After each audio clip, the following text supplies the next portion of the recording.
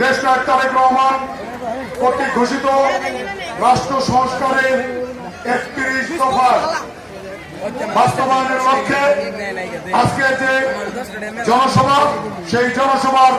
শ্রদ্ধাভাজন প্রধান অতিথি আমার রাজনৈতিক অভিভাবক, টাঙ্গাইলের জনমানুষের নেতাই তিনি নয়,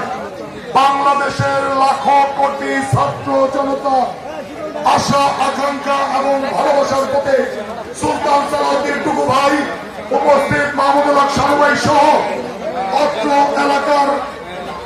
মা বোনেরা এবং মুরব্বিয়ান, ছাত্র যুবক সহ শ্রমিক ভাই বোনেরা সকলকে জানাচ্ছি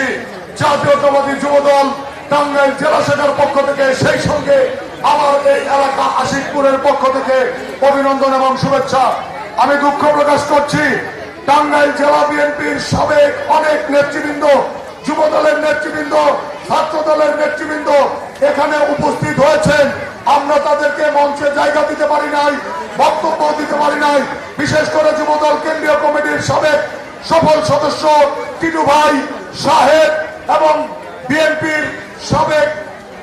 সহ সাংগঠনিক সম্পাদক, সাবেক panel mayor Mominul Haque Nixon, যুবদলের সাবেক অন্যতম যুগ্ম আহ্বায়ক টিটন ভাই, আমাদের অত্যন্ত শ্রদ্ধাভাজন ব্যক্তিত্ব অ্যাডভোকেট